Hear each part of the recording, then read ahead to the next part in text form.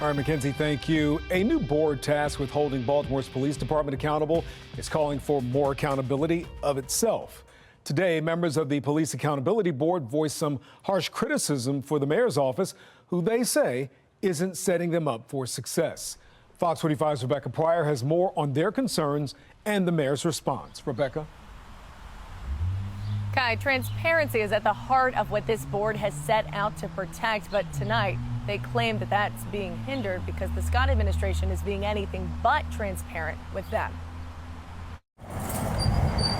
After its first full year of reviewing hundreds of public complaints about police misconduct, Baltimore City's new Police Accountability Board, this is a great milestone for us, issuing an annual report partially aimed at their own misconduct. We've encountered some obstacles hindering our ability to fulfill our mandate, which disrupts the board's mission, purpose, and work. At a press conference outside of City Hall, the civilian group tasked with holding police accountable, calling for more accountability over their own $2.3 million budget, after already raising the same concerns at a press conference back in October. The board had no understanding of what was in the budget, what had been budgeted, or how that budget was being used.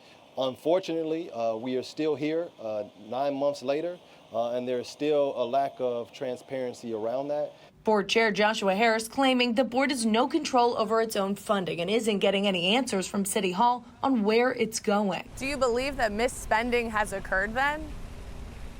I cannot speak to whether or not misspending has occurred. What I can say is that there's been a lack of transparency, and I don't know why that lack of transparency exists. It is a red flag. The board also raising concerns over a lack of staff. Despite being budgeted for 17 positions, the board says only 5 people have been hired. So that puts a huge roadblock or hurdle in the path of being able to do the work necessary to keep track of these complaints. Concerns the board claims the current administration is turning a blind eye to. We've diligently communicated and escalated these challenges to the Office of Equity and Civil Rights and to the mayor's office. Yet the response thus far has lacked the urgency and the commitment necessary for a collaborative resolution. The mayor and his team notably absent from the press conference, despite the board claiming to have invited them. The board now demanding the mayor establish an independent office for police accountability and oversight, giving them more control over spending moving forward.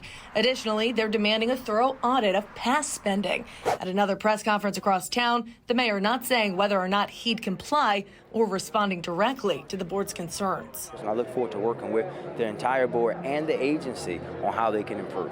There needs to be a deep dive, a deep audit into the spending. Meanwhile, taxpayer advocate David Williams calling the board's concerns over their own spending unusual and alarming. And if the board isn't satisfied with what they're seeing, then nobody should be satisfied with what they're spending money on. Now, when asked if this was a political move to release this report one day before the election, where obviously Mayor Scott is up for re-election, the board claimed that this report was supposed to go out months ago. However, they said, reverting back to that lack of staffing, that was the reason that there was a delay and that they weren't able to release it until today. Reporting live in Baltimore City, Rebecca Pryor, Fox 45 News. I'm Mary Bubala. Thank you for watching. Here's another video for you to watch. Also take some time to subscribe to our YouTube channel.